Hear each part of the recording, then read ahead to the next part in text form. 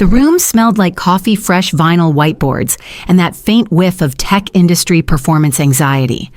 I was mid-sentence walking the room through a projection dashboard on workforce efficiency when Jonas Quaid raised his hand, not to ask a question, but to cut me off. "Thank you, Leora. That's enough." I paused, not out of confusion, but out of recognition. His tone wasn't interruption, it was a transition. Jonas turned to the rest of the QBR attendees, most of whom were VPs, directors, and a few select board observers. As part of our restructuring strategy, we're making realignments in leadership. Effective immediately, operations will shift under a new agile compliance structure. A few eyes darted toward me, then quickly away. He continued, "This means we're saying goodbye to Leora Kensley. We appreciate her years of service. No warning, no transition plan, not even a fake excuse about new opportunities. Just a clean cut sharpened by arrogance." I glanced at the execs around the table. One cleared his throat. Another adjusted her pen. No one looked at me. Jonas smiled tight-lipped. "We're going leaner, and we need real leaders." It wasn't the words that burned, it was the smirk he wore when he said them, the practiced indifference. He wanted me to react, to protest, to beg. I didn't.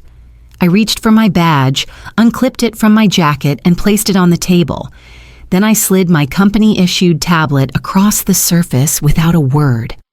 I stood, straightened the crease in my blouse, and nodded once. "I understand," I said. Jonas blinked. Just briefly.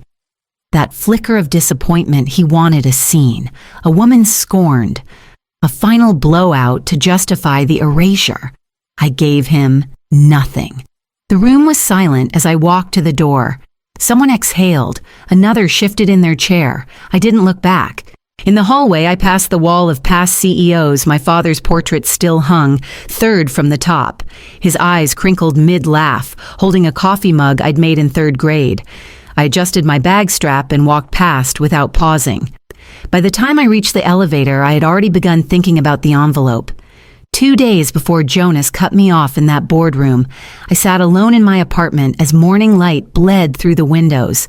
The envelope had been waiting in my drawer for months, unopened. The corner was still sharp, the seal unbroken. Mr. Whitcomb had handed it to me in person nearly a year ago with a firm, respectful nod and just one line, "Open it on your 36th birthday," not a day before. He hadn't needed to explain. My father had always loved symbolic moments. He believed that serious things should feel ceremonial. I broke the seal carefully, like opening a letter from the past that might shatter if handled too fast. Inside a single sheet of thick paper with his familiar slanted handwriting, and beneath it a notarized trust agreement stamped and bound. Leora, if you're reading this, you've turned 36. That means you're ready. I never doubted it. I know what the company became after I left, and I know you stayed hoping to hold the line. But sometimes love and legacy need something stronger than loyalty. They need authority. So I gave it to you. I blinked, then turned to the document. It confirmed what I barely believed. 90% of Arevia's shares quietly transferred to a trust under my name the year before his death had vested as of that day, giving me complete voting control, legal authority, and operational override. But there was a clause. I wasn't to act unless one of 2 conditions was met. I read the clause 3 times, the legal language cold and clinical, but unmistakable. That night, I stayed up reviewing Jonas's recent moves, sudden org changes, layoffs, unusual bonuses for 2 new board members. A hunch began forming. He wasn't just consolidating power, he was paving a quiet runway. I closed the envelope, slid it back into the drawer, and stared at the ceiling until morning. When Jonas fired me, I didn't feel shock. I felt confirmation. I drove up to the cabin with no music, just the sound of tires grinding against gravel and thoughts I hadn't said aloud in years. My father used to call it the lab, this weathered wooden place in Tahoe, where he drafted Arevia's earliest frameworks. Before the offices, before the IPO talks, before people like Jonas. The key still worked. Inside, everything smelled like pine and thyme. I sat where he used to sit by the desk with the loose hinge, the one he never fixed, because flaws remind you something's real. I opened the middle drawer. Buried beneath tax folders and yellowed invoices was the old black folder with the Arivia insignia embossed in silver. His notes. Inside was a marked-up print of the original mission. Doc. Still dated, still crisp. Empathy before scale. Dignity before speed. He had circled those lines in red, underlined them twice. A small note in the margin read, "Hold them accountable to this even if they forget." But they had forgotten. Or maybe they'd never cared. In the last 5 years, Arivia had cut workforce diversity programs, replaced full-time engineers with revolving door contractors, and rewarded quarterly performance with board-exclusive retreats in Aspen. Meanwhile, the company's flagship product hadn't seen a meaningful update in nearly 2 years, but the press releases kept coming shiny words with no backbone behind them. And Jonas. He'd arrived with polished slide decks, buzzwords about lean acceleration, and the kind of charm that made weak boards feel strong. 3 months after marrying Emery, the CEO's daughter, he was handed control of strategy. Within the year, 2 founding VPs were quietly pushed out. The board said they were realigning. I knew better. He wasn't building anything, he was gutting it quietly, strategically. My father had built Arivia to be a place that treated invention like stewardship, not conquest.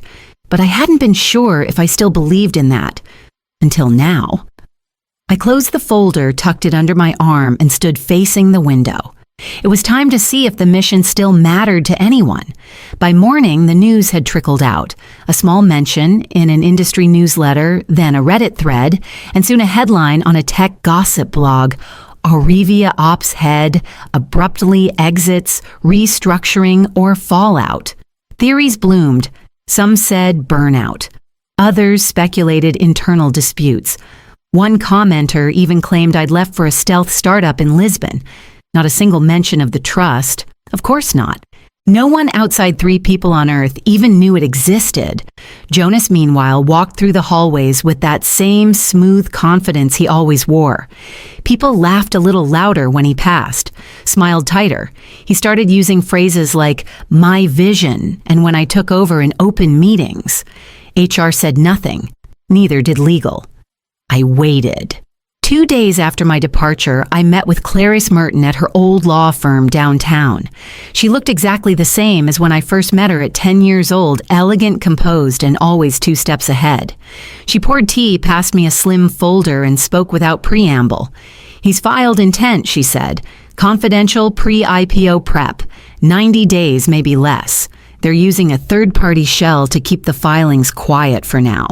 I opened the folder. The filings were clean, polished, predictable. "Here's the worst part," she added. "He's looped in at least 3 board members. 2 are collecting private equity speaking fees. The 3rd just got his son a strategic internship through Jonas's office." I didn't answer. I just let the paper settle between my fingers. I could feel the weight of it, not just the deception, but the timing. It was a coordinated exit. They didn't just want me out. They needed me gone before the ink dried on their legacy grab. Clarice sipped her tea, watching me carefully. "Your father left this company to someone who understood integrity," she said. "The question is, do you still want it?"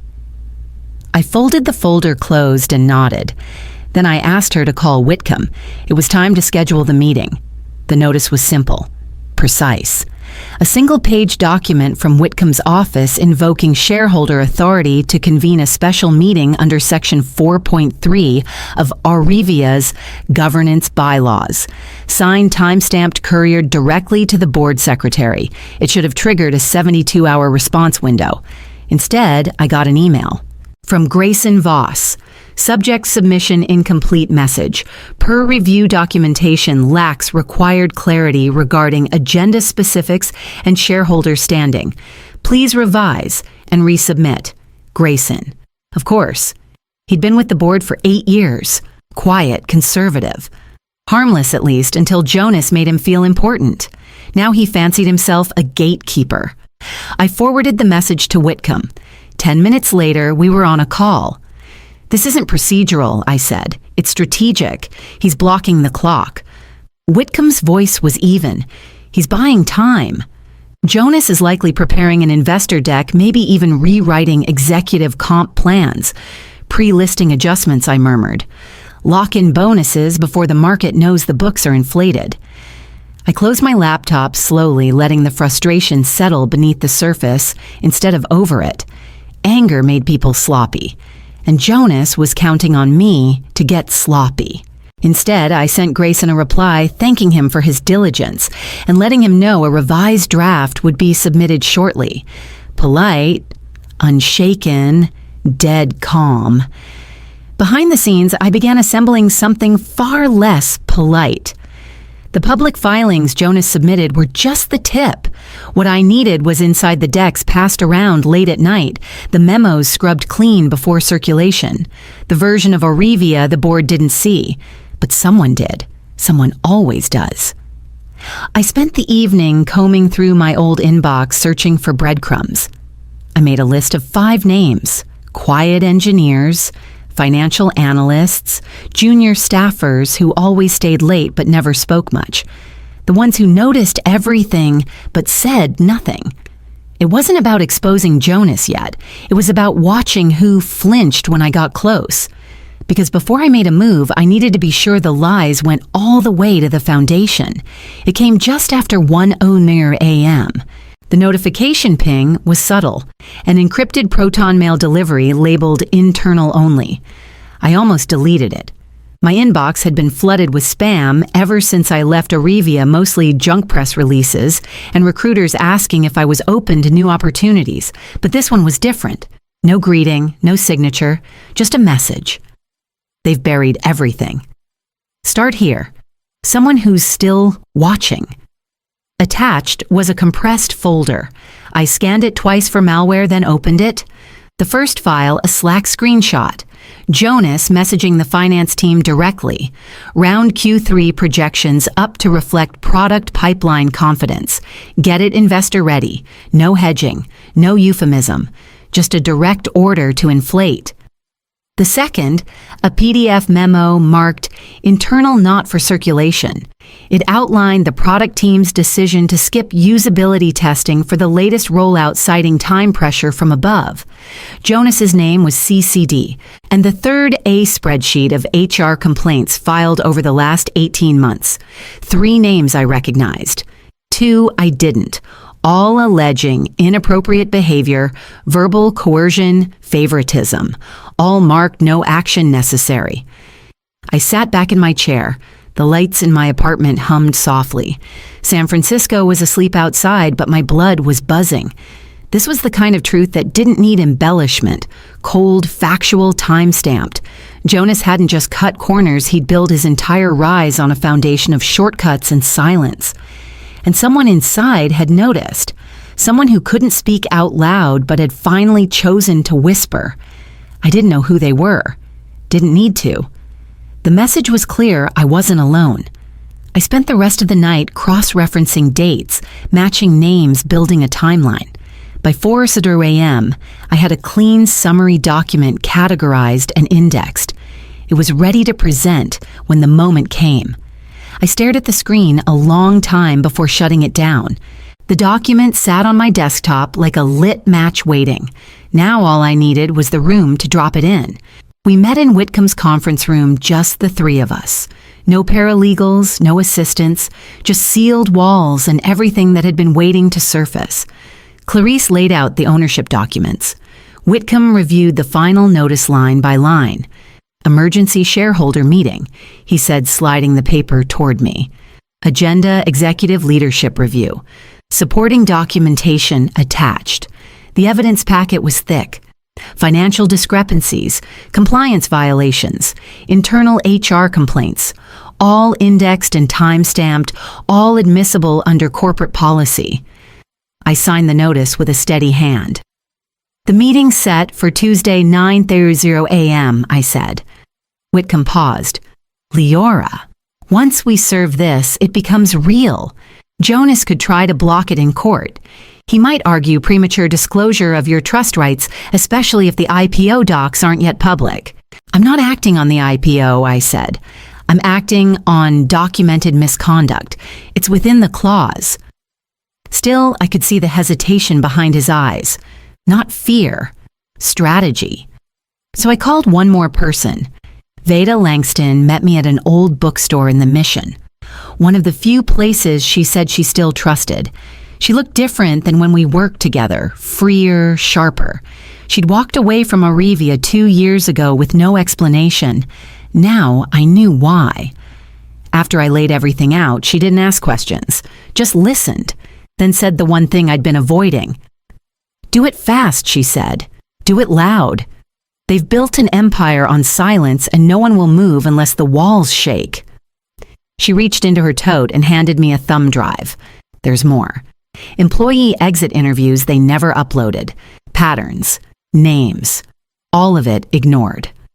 I nodded, tucking it into my jacket. By Sunday night, the notice was packaged and ready. Whitcomb would serve it Monday at 9:00 a.m. sharp. That left me exactly 1 day to prepare what I'd say. When I walked into the room, not a speech, just the truth, said out loud and for once from a seat that couldn't be taken away. Tuesday, 9:01 a.m. Jonas stood confidently at the head of the table, flipping through his carefully curated slides. "We anticipate a favorable market window opening Q2, he was saying, but we'll need board alignment to accelerate pre-launch spending. The boardroom was filled 10 members, including 2 recent appointees he'd brought in himself. They nodded along some scribbling notes, others feigning interest. Then the door opened. Every head turned. I walked in navy suit, pressed folder in hand. No preamble. No apology for the interruption. Jonas blinked. "This meeting is closed, Leora." I didn't break stride. Not for long.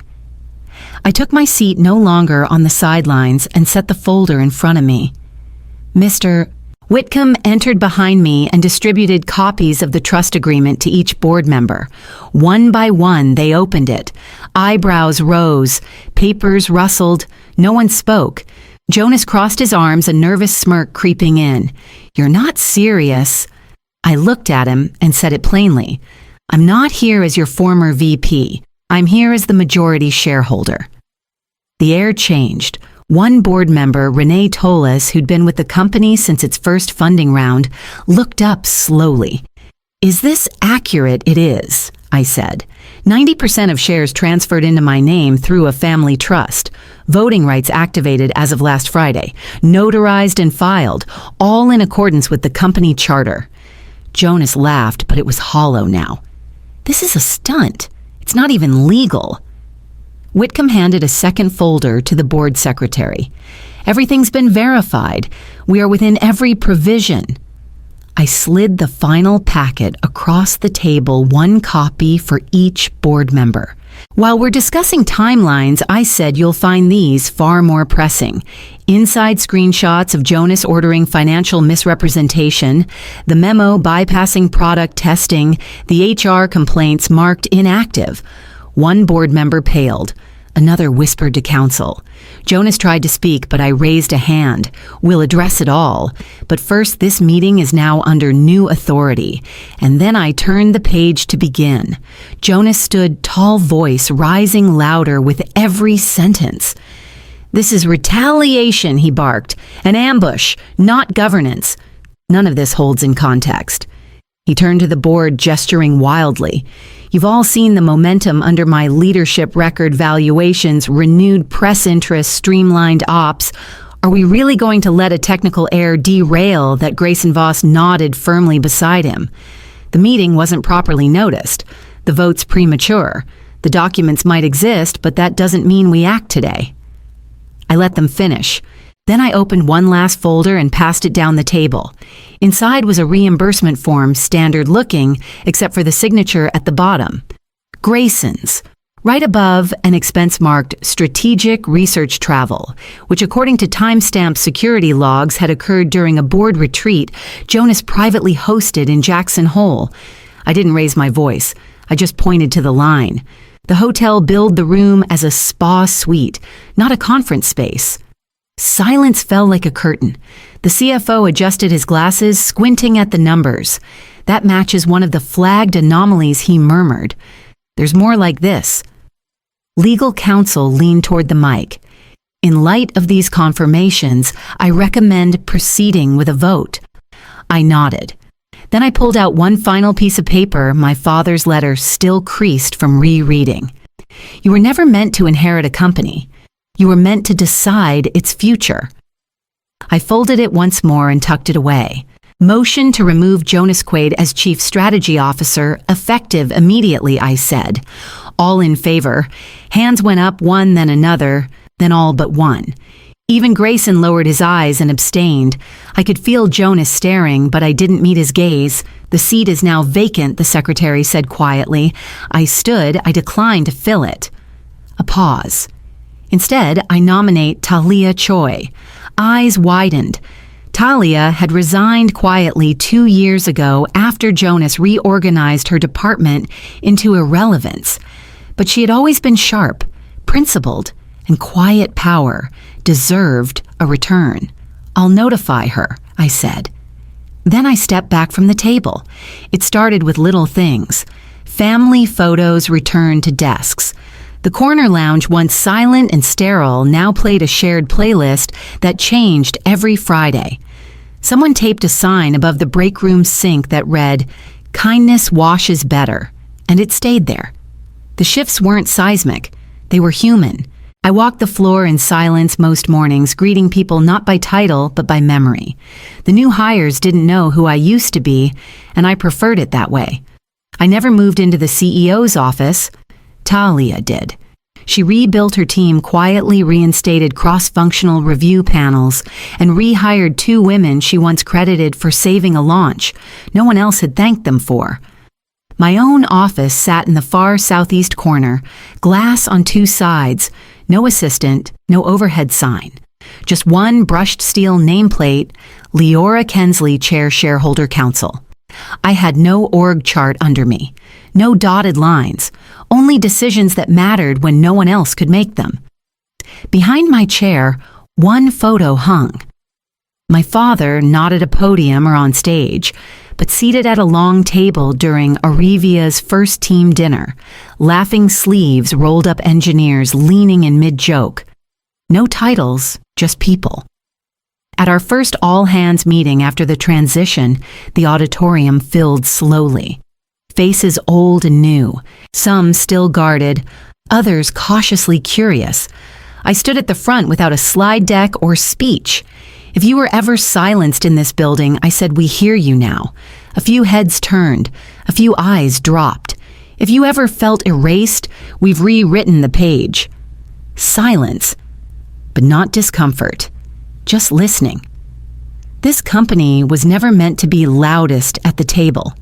It was meant to be the one worth listening to. No applause, no choreography, just a quiet exhale across the room, and that was enough. Weeks later, someone wrote in dry erase marker on the whiteboard wall near the lounge. We don't just build things. We build the way we build. No one signed it. But when I walked past and saw it for the first time, I smiled and let it stay.